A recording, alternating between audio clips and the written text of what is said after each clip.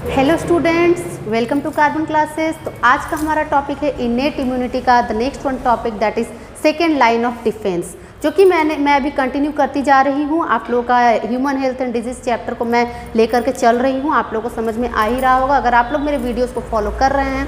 अगर स्टार्टिंग से मेरे वीडियोस को आप लोग देख रहे हैं तो आपको बिल्कुल अच्छे से समझ में आएगा कि मैं अब कौन सा टॉपिक पढ़ाने जा रही हूँ। Okay, the next one topic हमारा जो है वो, जैसा कि मैंने आपको अभी बताया, इनेट इम्यूनिटी का the next one topic that is second line of defence. First line of defence हमने कर लिया था अपने लास्ट वीडियो में। फर्स्ट लाइन ऑफ डिफेंस में हम लोग क्या क्या कर लिया था, physical barrier and physiological barrier के बारे में हमने पढ़ लिया था। ठीक है, तो आज जो हम लोग करने जा रहे हैं सेकेंड लाइन ऑफ डिफेंस, उसमें क्या है उसे पहले आप लोग अच्छे से समझिए। ठीक है, तो second line of defence, line of defence, जैसा कि मैंने आपको लास्टली बताया था कि हमारे बॉडी में अगर कोई पैथोजन इंटर करता है तो उससे मतलब कि बचाव के लिए अलग अलग लेवल्स पर हमारे अंदर इम्यूनिटी पावर रहते हैं। ठीक है, हमें मतलब कि उस पैथोजन से बचाव के लिए कई लेवल्स पर हम लोग बचाव कर सकते हैं, जो कि लेवल्स हम लोग अभी पढ़ रहे हैं। फर्स्ट लेवल जो था, फर्स्ट लाइन ऑफ डिफेंस, हमने देख लिया था कि एक्चुअली में सिंस बर्थ इनेट इम्यूनिटी तो हमारे अंदर सिंस बर्थ रहता है, जन्म से ही रहता है। तो जन्म से ही रहता है तो उसमें होता क्या है कि कईयों में पैथोजेंस एंटर कर ही नहीं पाते हैं, मतलब फिजिकल बैरियर या फिजियोलॉजिकल बैरियर के कारण अगर पैथोजन एंटर करते भी हैं तो वो डिस्ट्रॉय हो जाते हैं। ठीक है, और ज़्यादातर चांसेस नहीं के बराबर रहता है पैथोजेंस के एंटर करने का। लेकिन अगर मान लीजिए कि वहाँ से एंटर हो चुका, जैसे कि फिजिकल बैरियर स्किन से हमारा पैथोजन अगर एंटर हो चुका, तो अब क्या होगा, क्या अब उस इंसान में बहुत सारी बीमारियां फैलेंगी या उसके अंदर जाके भी कुछ उपाय है उसके बचने का? तो इसका आंसर है कुछ उपाय। ठीक है, अगर उसमें कुछ इम्यूनिटी पावर विकसित है, मतलब कि उसका इनेट इम्यूनिटी बहुत ज़्यादा डेवलप है, तो यानी कि अगर उसका किसी तरह से किसी प्रॉब्लम की वजह से अगर पैथोजन इन हो भी गया, फर्स्ट लाइन ऑफ डिफेंस से आगे बढ़ भी गया, तो वो अब अंदर जब जाएगा तो उसे अब दूसरा बैरियर क्रॉस करना पड़ेगा। ठीक है, दूसरा कौन सा बैरियर है? वो बैरियर है हमारा the second line of defence, जिसे हम लोग कहते हैं सेल्यूलर बैरियर। क्या कहते हैं हम लोग? The cellular barrier. ओके, तो सेल्यूलर बैरियर क्या है कि हमारे अंदर कुछ ऐसे सेल्स बनते हैं, कुछ ऐसे सेल्स रिलीज होते हैं जो कि हमें तरह तरह से इम्यूनिटी देते हैं। ठीक है, किस तरह से इम्यूनिटी देते हैं कि वो क्या करते हैं कि कुछ भी अगर फालतू की चीज़ अगर इन करेगी बॉडी के अंदर, तो वो या तो उसको फैगोसाइटोज कर लेगा, मतलब या तो उसे वो खा लेगा, इनगल्फ कर लेगा, या तो उसको वो डिस्ट्रॉय कर देगा। ठीक है, तो ऐसे कुछ सेल्स हमारे बॉडी के अंदर मौजूद होते हैं जिसे हम लोग कहते हैं, जनरल वे में आप लोग जानते होंगे अपनी छोटी क्लासेस से, दैट इज ल्यूकोसाइट्स। ठीक है, क्या कहते हैं हम लोग उसे? ल्यूकोसाइट्स, WBC के नाम से जानते हैं, ल्यूकोसाइट्स, जिसको हम लोग WBC के नाम से जानते हैं, वाइट ब्लड सेल्स। ठीक है, अब ये वाइट ब्लड सेल्स कई तरह के हमारे अंदर होते हैं। ठीक है, कई तरह के बनते हैं हमारे अंदर। आप लोग पहले भी जानते होंगे ये टर्म, वाइट ब्लड सेल्स को सोल्जर ऑफ द बॉडी कहा जाता है। कहा जाता है कि नहीं? वाइट ब्लड सेल्स को हम लोग सोल्जर ऑफ द बॉडी कहते हैं। क्यों? क्योंकि ये हमें सेकेंड लाइन ऑफ डिफेंस देता है। ठीक है, ये हमें सेकेंड लाइन ऑफ डिफेंस देता है। हमारे अंदर अगर कोई पैथोजन आ भी जाए तो उससे भी हमें वो बचाएगा। ठीक है, तो कैसे बचाएगा? या तो उसका कुछ टाइप्स, मतलब WBC के भी कुछ टाइप्स हैं हमारे अंदर। ठीक है, कुछ अलग अलग टाइप्स के WBC हैं जो कि आपके बुक में मेंशन किया हुआ है। मैं आपको क्लियरली बताना चाहूँगी क्या क्या टाइप्स हैं WBC के। ठीक है, जो कि डिफेंस का काम करते हैं। ऐसे तो पर्टिकुलरली बहुत से टाइप्स हैं, सबको हमें पढ़ना नहीं है। हमें जो स्पेशल टर्म्स है जो हमारे बुक्स में मेंशन किया हुआ है, जो हमें सेकेंड लाइन ऑफ डिफेंस बहुत ब्रॉडली देते हैं, उनको हमें मेंशन करना है। ठीक है, तो क्या है वो? देखिए, फर्स्ट वन है, अगर हम लोग इसके टाइप्स के बारे में बोलें, WBC के टाइप्स के बारे में, तो फर्स्ट वन हमारे अंदर हमारे बुक में दिया हुआ है, that is the name is neutrophils. Neutrophils. ठीक है, दूसरा नाम दिया हुआ है मोनोसाइट्स। साइट्स। ठीक है, तीसरा नाम दिया हुआ है natural killer cells. Okay, natural killer cells, neutrophils, monocytes and the other one is natural killer cells. ठीक है, और एक इसके अलावा भी एक नाम मेंशन किया गया दैट इज मैक्रोफेजेस। तो मैक्रोफेजेस हम लोग इसमें नहीं पढ़ेंगे, वो लिम्फ का टर्म है। ठीक है, लिम्फोसाइट से रिलेटेड है। तो देखिए, तो इसके बारे में हमारा जो नेक्स्ट वन टॉपिक है, इसमें और क्या आपको पढ़ना है, द न्यूट्रोफिल्स। न्यूट्रोफिल्स जो है ये अगर हम लोग बोले तो WBC, अगर हमारे बॉडी में जितना भी है WBC, जो भी क्वांटिटी में मौजूद है WBC, उसमें सबसे ज़्यादा मात्रा में पाया जाने वाला जो सेल है वो है न्यूट्रोफिल्स। ठीक है, तो हम लोग क्या कहेंगे न्यूट्रोफिल्स को लेकर के कि ये वो सेल्स हैं जो हमारे ब्लड में, हमारे बॉडी में सबसे ज़्यादा मात्रा में पाए जाते हैं। ठीक है, तो इसे हम लोग कहते हैं मोस्ट एब्यूंडेंट इन क्वांटिटी। ठीक है, और क्वांटिटी भी कितना होता है न्यूट्रोफिल्स का, 60 to 65%। ठीक है, कितना होता है quantity, 60 to 65% of total WBC। Okay, तो इसी से आपको समझ में आ गया कि ये सबसे ज़्यादा मात्रा में पाया जा रहा है हमारे ब्लड में। ओके, तो ये सबसे ज़्यादा मात्रा में है और ये वर्क क्या करता है, ये वर्क करता है फैगोसाइटोज का वर्क करता है। ठीक है, phagocytose.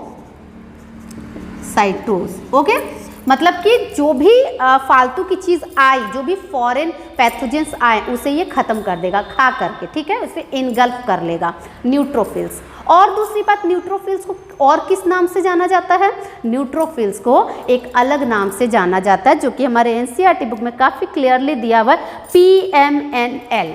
PMNL is for polymorphonuclear leukocyte. चलिए इसे भी हम लोग कर लेते हैं, PMNL। Okay, polymorphonuclear leukocyte. Okay, polymorphonuclear leukocytes. तो ये ऐसा नाम क्यों दिया गया इसे, पहले आप लोग ये समझिए, इसको पॉलीमॉर्फो न्यूक्लियर ल्यूकोसाइट नाम क्यों दिया गया।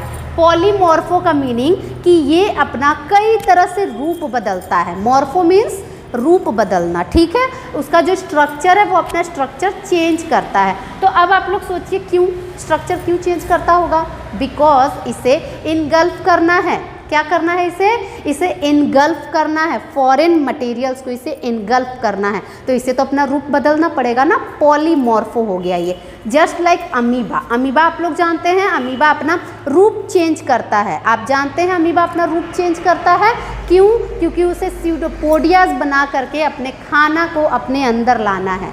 ठीक है, अपने खाने पीने की चीज़ों को अपने अंदर लाना है, यानी वो अपना रूप चेंज करता है। जस्ट लाइक दैट अगर ह्यूमन बीइंग की बात करें तो ह्यूमंस में एक ऐसा सेल जो कि अपना रूप बदलता है, हम लोग आंसर करते हैं WBC। लेकिन WBC में भी कौन सा, तो the answer should be neutrophils. ठीक है, WBC में भी कौन सा WBC, तो ज़्यादातर उसका आंसर आएगा दैट इज न्यूट्रोफिल्स अपना रूप चेंज करता है, इसलिए तो उसे हम लोगों ने PMNL नाम दिया।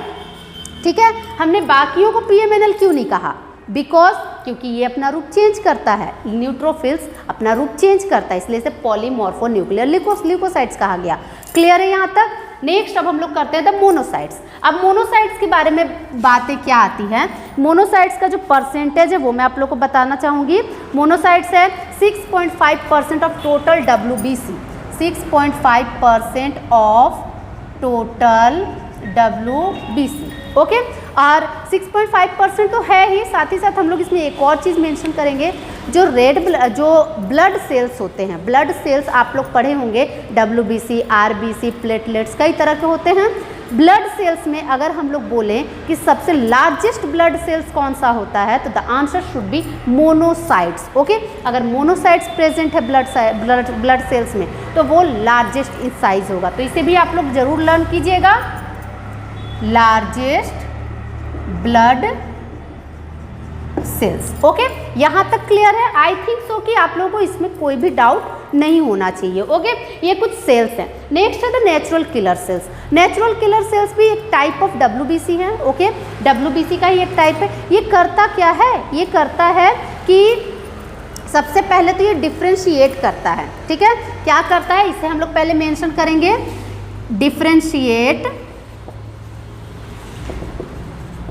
The normal body cells with virus infected cells. Okay, सबसे पहले तो ये डिफ्रेंशिएट करेगा एक नॉर्मल बॉडी सेल को एक वायरस इन्फेक्टेड बॉडी सेल से, और फिर उसे वो डिस्ट्रॉय कर देगा। ठीक है, क्या करेगा? उसे वो डिस्ट्रॉय कर देगा नेचुरली, इसलिए इसे हमने नेचुरल किलर सेल्स का नाम दिया। सबसे पहले डिफ्रेंशिएट करेगा, एक ये बॉडी सेल है। ओके, और ये एक सेल है जो कि वायरस इन्फेक्टेड है। ठीक है, तो ये normal body cell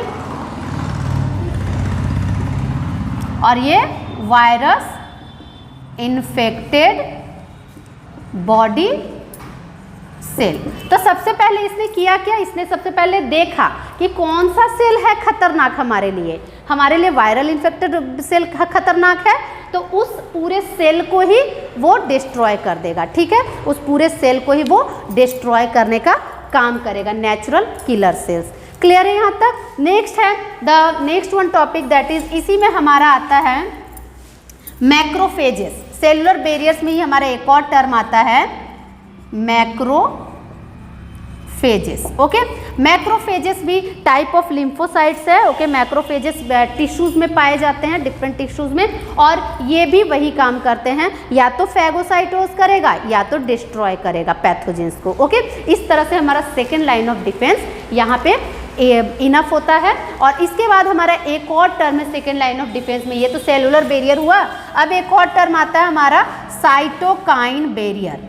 cytokine barrier. Cytokine barrier क्या है कि सेल्स का किसी मतलब जैसे ही कोई खतरा आया वैसे ही वो उस खतरे को भाप कर और एक अलग टाइप का प्रोटीन रिलीज करने लगता है। ठीक है, कोई सेल जो कि मान लेते हैं कि वो वायरल इन्फेक्टेड सेल हो चुका है, वायरस इन्फेक्टेड सेल हो चुका है, तो वो सेल अब क्या करेगा? अब एक प्रोटीन सेक्रेट करेगा जो नेचर में ग्लाइकोप्रोटीन होता है, और उसे हम लोग इंटरफेरन का नाम देते हैं। ठीक है, और जैसे ही वो सेक्रेट करने लगेगा दूसरे सेल्स सचेत हो जाएंगे। ठीक है, दूसरे सेल्स हमारे सचेत हो जाएंगे और फिर वो क्या करेगा? Prevent other cells from viral infection. वो जो प्रोटीन है वो दूसरे सेल्स को वायरल इन्फेक्शन से बचाएगा। ठीक है, तो क्या करेगा साइटोकाइन बैरियर में? Cells viral infected cells releases a protein made by glycoprotein called interferon. Okay, protein called interferon जो कि क्या करेगा? दैट प्रिवेंट्स, क्या करेगा? That prevents other cells from viral infection. Okay, तो ये जो बैरियर है ये टर्म सिर्फ वायरल इन्फेक्शंस के लिए है। ओके, बाकी सारे इन्फेक्शंस के लिए इसे हम लोग नहीं कहते हैं। ये जो साइटोकाइन बैरियर है ये only and only for viral infections के लिए होता है। ठीक है, तो इस तरह से हमारा सेकेंड लाइन ऑफ डिफेंस यहाँ पे खत्म होता है। सेकेंड लाइन ऑफ डिफेंस में जनरली हम लोगों ने किया कि सेलुलर बैरियर्स होते हैं कई। सेलुलर बैरियर्स के अलावा एक साइटोकाइन बैरियर होता है। साइटोकाइन बैरियर में इंटरफेरन बनता है। आप लोग इंटरफेरन वर्ड पहले भी सुने होंगे अपने पुराने टॉपिक्स में। इंटरफेरन एक ऐसा प्रोटीन होता है, एक ऐसा ग्लाइकोप्रोटीन होता है जो कि दूसरे सेल्स को वायरल इन्फेक्शन से बचाता है। ठीक है, उसे आगाह कर देता है कि अब वायरल इन्फेक्शन होने वाला है, इसलिए वो दूसरे सेल्स को उससे मतलब कि प्रिवेंट कर देता है वायरल इन्फेक्शन से। ओके, इस तरह से हमारा second line of defence complete हुआ। अब हम लोग करते हैं the third line of defence. Third line of defence को हम लोग कहते हैं the acquired immunity. Okay, innate immunity तो हमने कर ही लिया, इनेट इम्यूनिटी हमारा यहाँ पे कंप्लीट हुआ totally, that is from first line of defence to second line of defence. ठीक है, तो नेक्स्टली हम लोग करते हैं द एक्वायर्ड इम्यूनिटी को थोड़ा ब्रीफ में। क्या है टर्म हमारा?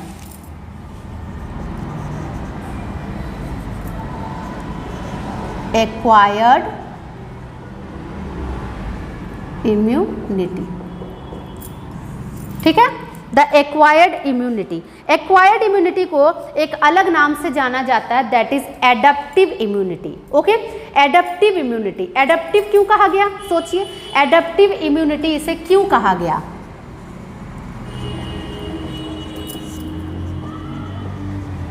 क्योंकि सिंपल सी बात, एडप्ट कर लिया ना किसी ने एडप्ट कर लिया इम्यूनिटी को।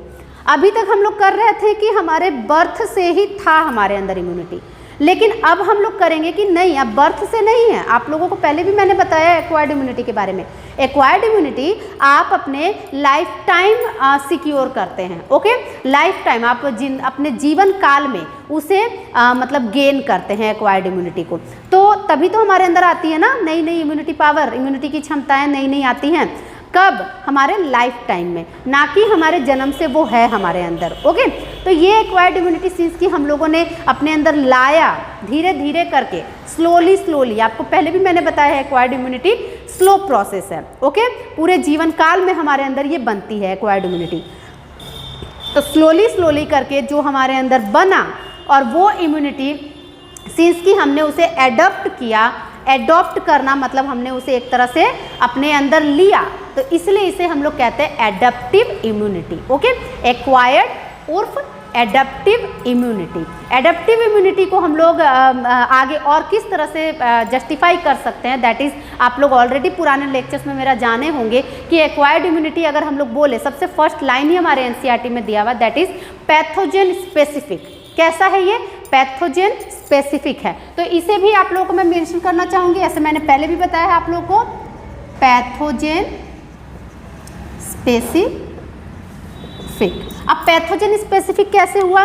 क्योंकि ये हमारे बर्थ से तो है नहीं, हमारे अंदर जब कोई पैथोजन आएगा, जब किसी तरह का प्रॉब्लम क्रिएट करेगा, तब ही हमारे अंदर धीरे धीरे करके उसके लिए इम्यूनिटी बनना स्टार्ट होगा। ठीक है, इवन वो बैक्टीरिया हो, वायरस हो या फंगस हो, कुछ भी हो, तो कुछ भी हमारे अंदर किसी ने किसी तरह की मुश्किलें पैदा करने की कोशिश की, हम लोग उससे लड़ना सीख गए धीरे धीरे। तो जब हम लोग धीरे धीरे लड़ना सीखें, तो क्या हम लोग पूरे समाज से लड़ने लगे कि हम लोग सिर्फ एक पर्टिकुलर उस इंसान से लड़ें? ठीक है, जस्ट इसी तरह से आप लोग समझिए, अगर मैं बोलूँ आप लोगों को कि आपके अंदर बैक्टीरिया ने बुरा प्रभाव डाला, और आप बोलेंगे कि मैं तो माइक्रो ऑर्गेनिज्म से लड़ी, तो ऐसा तो नहीं होगा ना। माइक्रो ऑर्गेनिज्म का पूरा एक ग्रुप है, माइक्रो ऑर्गेनिज्म का पूरा एक समाज है। माइक्रो ऑर्गेनिजम्स में बैक्टीरिया भी है, वायरस भी है, इवन अदर थिंग्स भी है, फंगस भी है। तो क्या आप सभी चीज़ों से लड़ गई? नहीं। आपने क्या किया? आप सिर्फ बैक्टीरिया से लड़े, तभी तो आप सरवाइव कर रहे हैं। ओके, तो इस तरह हम लोग समझेंगे कि बैक्टीरिया ने हमें इन्फेक्ट किया, बैक्टीरिया से हम लोग लड़े, तो बैक्टीरिया स्पेसिफिक हो गया ना, एक स्पेशल कैरेक्टर हुआ जिसके अगेंस्ट हम लोग लड़े, इसलिए इसे कहा जाता है पैथोजन स्पेसिफिक। ओके, और एक्वायर्ड तो तभी होगा ना जब आप बीमार पड़ेंगे, तभी तो एक्वायर्ड इम्यूनिटी हमारा वर्क करेगा, कि ये ऐसे ही वर्क करता रहेगा, ऐसी बात नहीं है। जब हम बीमार पड़ेंगे तभी हमारा एक्वायर्ड इम्यूनिटी मतलब कि ट्रिगर होगा। ठीक है, तभी हमारा एक्वायर्ड इम्यूनिटी चालू होगा काम करने के लिए अपने। ओके, तो एक्वायर्ड इम्यूनिटी के लिए हम लोग जो टर्म्स यूज़ करते हैं, वो टर्म्स है हमारा पैथोजन स्पेसिफिक है सबसे पहली बात। दूसरी बात, पैथोजन स्पेसिफिक के साथ साथ हम लोग इसे और क्या कह सकते हैं, ये एक मेमोरी बेस्ड इम्यूनिटी है। कैसा इम्यूनिटी है? मेमोरी बेस्ड इम्यूनिटी है। क्यों मेमोरी बेस्ड हुआ? क्योंकि अभी अभी मैंने बताया ना, आपके अंदर किसी बैक्टीरिया ने बीमारी फैलाई और आप स्टार्टिंग में उससे लड़ नहीं पाए, लेकिन धीरे धीरे करके आपका जो सेल्स है, बॉडी के अंदर का सेल्स, वो जान रहा है कि हमें किस तरह से उसे लड़ना है। ठीक है, किससे लड़ना है वो सेल्स याद करके रखेगा आपके अंदर, मेमोराइज्ड करके रखेगा कि ये वही सेल है जो आया था मेरे अंदर बीमारी फैलाने के लिए। ठीक है, तो ये एक मेमोरी बेस्ड मतलब एक थ्योरी होता है। ठीक है, मेमोरी बेस्ड इम्यूनिटी होता है। तीसरी बात हम लोग कहेंगे इसके लिए कि ये बहुत ही स्लो प्रोसेस होता है, स्लो प्रोसेस होता है एक्वायर्ड इम्यूनिटी। ओके, ये कुछ हेड्स हैं जो मैं अपनी तरफ से आप लोगों को बता रही हूँ, आप लोगों को ईजी करने के लिए, ये पूरा टॉपिक आप लोगों के लिए आसान बनाने के लिए मैं इस तरह से पॉइंट वाइज डिस्क्रिप्शंस दे रही हूँ। ओके, अगर आप लोगों को इस तरह से समझ में आता है तो प्लीज़ मेरे वीडियोज़ को लाइक कीजिएगा और किसी को मतलब कि आप शेयर कीजिए ज़्यादा से ज़्यादा, ताकि ज़्यादा से ज़्यादा लोगों को बेनिफिट्स मिल सके। ओके, और ज़रूर से ज़रूर बोलिएगा सब्सक्राइब करने के लिए हमारे चैनल को। ओके, ताकि हम लोगों को भी इंस्पिरेशंस मिलता रहे ना, हम लोग और आगे आप लोगों को बताते रहें और अच्छी तरह से आप लोगों को समझाते रहें, तो हम लोग को और मतलब इंस्पिरेशन अच्छी तरह से मिलती रहे कि हम लोग और ज़्यादा बताएँ। ठीक है, तो चलिए इसमें हम लोग और आगे कंटिन्यूएशन करते हैं। नेक्स्टली हम लोग इसमें क्या करते हैं, एक्वायर्ड इम्यूनिटी में, एक्वायर्ड इम्यूनिटी जो हमारे अंदर बनता है वो दो तरह से बनता है। ठीक है, अब इसके हम लोग मतलब बनने के जो मैकेनिज्म होता है, जो तरीका होता है, वो दो तरह का होता है, टू टाइप्स, टू वेज में ये बनता है। वन वे है हमारा, इसको हम लोग अगर इस तरह से लिखें वेज, इसका दो तरीका है बनने का एक्वायर्ड इम्यूनिटी। पहला तरीका है डिफरेंट ये एंटीबॉडीज बनाना, जिसे हम लोग कहते हैं ह्यूमोरल इम्यूनिटी, हमारे बुक में दिया हुआ that is humoral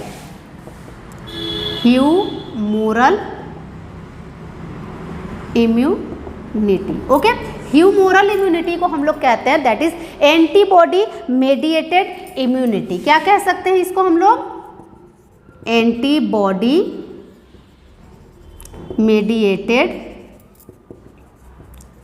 immunity. Okay, antibody mediated immunity. और दूसरा है हमारा that is cell mediated immunity, cell mediated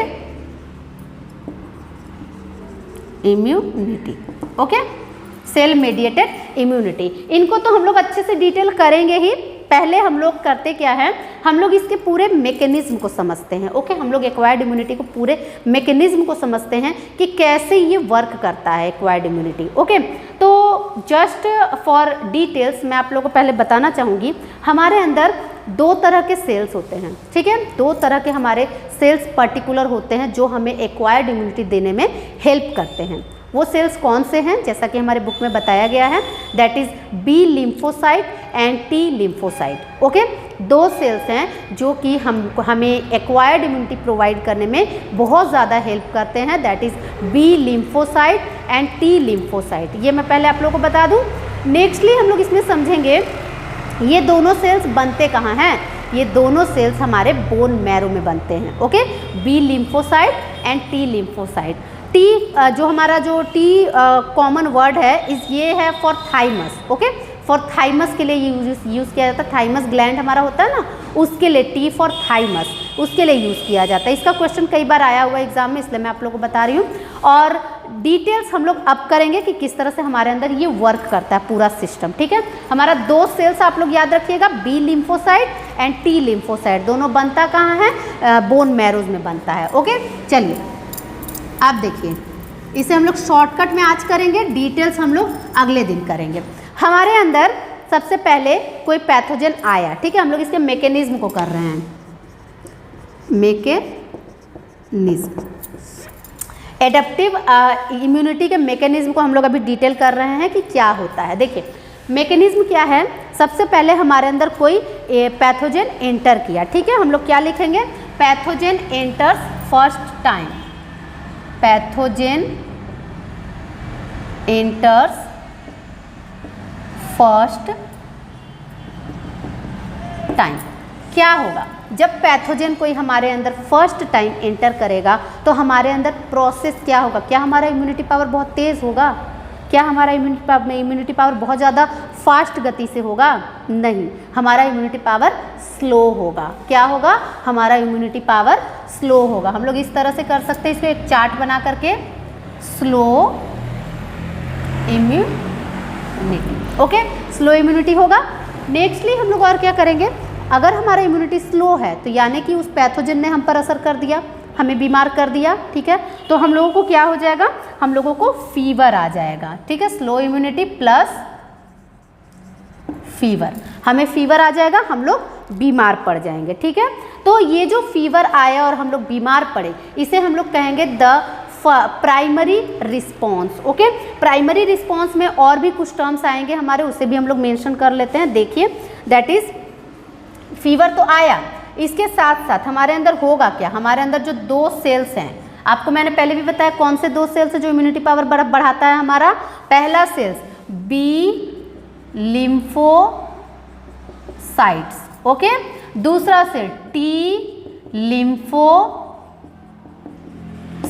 ठीक है, 2 सेल्स हैं हमारे, B lymphocytes and T lymphocytes. अब ये करेंगे क्या, बी लिम्फोसाइट्स का वर्क होता है, सबसे मेन वर्क जो होता है बी लिम्फोसाइट्स का, वो होता है एंटीबॉडी प्रोड्यूस करना, ठीक है। क्या वर्क होता है, बी लिम्फोसाइट्स का वर्क होता है एंटीबॉडी प्रोड्यूस करना। तो ये करेगा क्या, प्रोड्यूसेस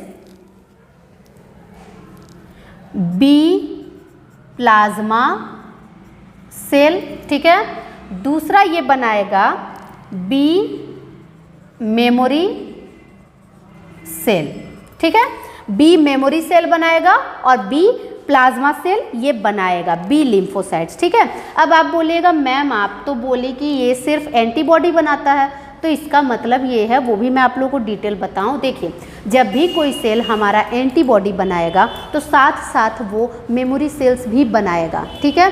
क्यों बनाएगा मेमोरी सेल्स, ताकि उसको याद रहे कि वो किससे कम्पीट किया था, ये भी तो जरूरी है ना, उसे याद रखना भी तो जरूरी है कि कौन सा बैक्टीरिया से वो लड़ा था, ठीक है। तो ये बी मेमोरी सेल्स भी बनाता है साथ में। और बी, रही बात बी प्लाज्मा सेल की, तो बी प्लाज्मा सेल ही वो सेल है जो क्या बनाएगा, एंटीबॉडी, ठीक है, एंटीबॉडी बनाएगा फॉर अ पर्टिकुलर डिजीज, ठीक है। जो भी डिजीज हमारे अंदर आएगा, जो भी बीमारी हमारे अंदर आएगी, उसके लिए यही वो ये लिम्फोसाइट ही है, बी लिम्फोसाइट का बी प्लाज्मा सेल ही है जो कि एंटीबॉडी बनाएगा, ठीक है। अब ये एंटीबॉडी क्या है, ये एंटीबॉडी के लिए हमारे जैसा कि एनसीईआरटी में दिया हुआ है कि antibody are the army of proteins, क्या कहते हैं इसे हम लोग, आर्मी ऑफ प्रोटीन्स, ठीक है।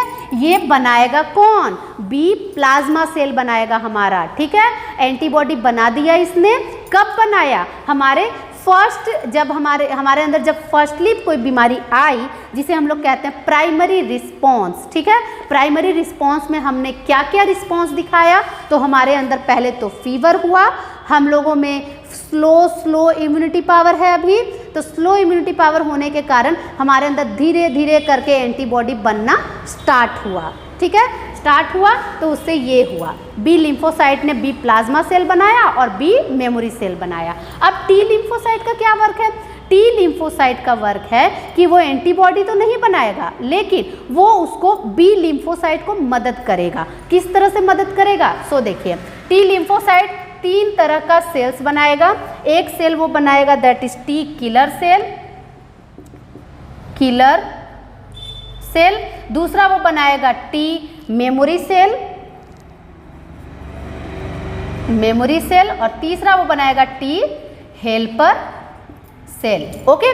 T killer cell, T memory cell and T helper cell वो बनाएगा। तो ये सारे नामों से ही आपको समझ में आ रहा होगा कि वो क्या काम करता होगा। टी किलर सेल करेगा क्या, कि वो जो पैथोजन आया उसको मारने का काम करेगा। टी मेमोरी सेल करेगा क्या, याददाश्त अपना तेज रखेगा कि अगला हमें क्या स्टेप लेना है, ठीक है। और टी हेल्पर सेल इसको मदद करेगा, बी लिम्फोसाइट को हेल्प करेगा एंटीबॉडी बनाने में, ठीक है। तो ये कुछ सेल्स हैं जो कि अगला भी हमारा स्टेप है, अगली बार टॉपिक में भी हम लोग पढ़ेंगे, जो डिटेल्स अच्छे से करेंगे, ठीक है। अभी के लिए इतना ही है आपका। अब देखिए, इन सभी टर्म्स को हम लोग क्या कहेंगे, दैट इज, इन सबको हम लोग कहेंगे प्राइमरी रिस्पॉन्स, प्राइमरी रिस्पॉन्स। अब सोचिए कि अगर ये प्राइमरी रिस्पॉन्स है तो सेकेंडरी रिस्पॉन्स क्या हुआ। अब सोचिए सेकेंडरी रिस्पॉन्स क्या हुआ। सेकेंडरी रिस्पॉन्स के लिए सबसे बड़ी बात कि आप लोगों को पूरा टॉपिक समझ में आना चाहिए कि क्या है। देखिए, प्राइमरी रिस्पॉन्स में अभी अभी हम लोग बीमार पड़े, ठीक है, हम लोगों के अंदर उतनी तेज़ इम्यूनिटी पावर है नहीं कि हम लोग जल्दी से सही हो जाएं, लेकिन जब हम लोग ठीक हो जाएंगे, ये तो स्लो चलेगा ही, स्लोली हमारा एंटीबॉडी बनता ही रहेगा, हम लोग धीरे धीरे करके रिकवर हो जाएंगे, ठीक है। रिकवर हो गए हम लोग, अब क्या होगा, अगली बार फिर से आया वो पैथोजन, ठीक है, फिर से आया वो पैथोजन हमें इन्फेक्ट करने के लिए तुरंत। तो जब दोबारा आएगा वो पैथोजन तो क्या आप तुरंत से बीमार पड़ जाइएगा? नहीं पड़िएगा तुरंत से बीमार, ठीक है। कहते हैं ना कि अब उसके अंदर एंटीबॉडी विकसित हो गया, अब नहीं बीमार पड़ेगा। अभी कोरोना काल में ऐसा चल रहा था कि जो लोग बीमार तुरंत पड़ रहे थे उसके बाद वो जस्ट आफ्टर तुरंत कोरोना से ग्रसित नहीं हो रहे थे। क्यों? क्योंकि उनके अंदर एंटीबॉडी विकसित हो गई थी। अब वो दूसरी बार जब वो कोरोना का वायरस उसके अंदर जाएगा अटैक करने के लिए, तो वो पहले से ही क्या है, इम्यून है, मतलब उसका एक्वायर्ड इम्यूनिटी ट्रिगर हो चुका है, इसलिए अब वो बीमार नहीं पड़ेगा, ठीक है।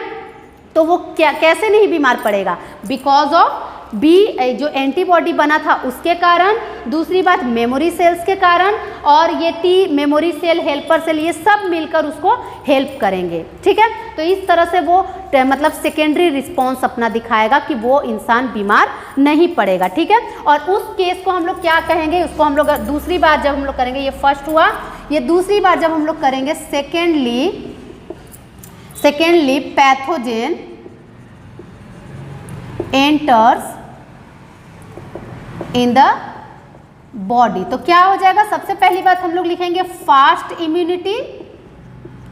फास्ट इम्यूनिटी के साथ क्या करेंगे, देयर इज नो फीवर, हमें नहीं फीवर लगेगा, हम लोग बीमार नहीं पड़ेंगे, no fever, okay, no fever. और ये सारी चीज़ें हमारा काम करना स्टार्ट कर देंगी, ओके। ये सभी चीज़ें जो कि पहले से हमारे अंदर विकसित हो चुकी हैं, ये सब काम करना स्टार्ट कर देंगी, जिसके कारण हम लोग बीमार नहीं पड़ेंगे। और उस केस को हम लोग कहते हैं that is no sickness no fever, ठीक है, no fever no sickness, okay, बीमार भी नहीं होंगे और फीवर भी नहीं होगा। और इस केस को हम लोग कहते हैं दैट इज क्या है, सेकेंडरी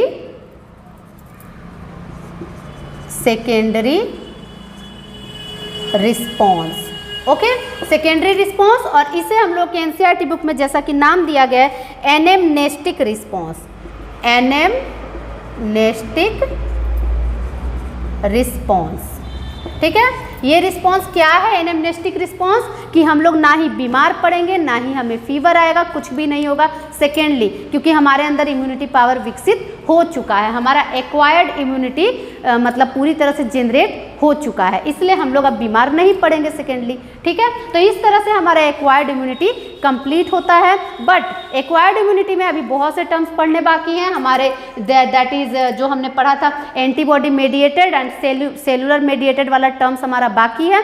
नेक्स्ट वीडियोज़ में हम लोग एंटीबॉडी को कंप्लीट करेंगे। आप लोग अगर मेरे वीडियोज़ को पसंद कर रहे हैं तो प्लीज़ मेरे वीडियोज़ को फॉलो कीजिए, शेयर कीजिए, और अगर किसी ने सब्सक्राइब नहीं किया है तो सब्सक्राइब कीजिए, ओके, थैंक यू।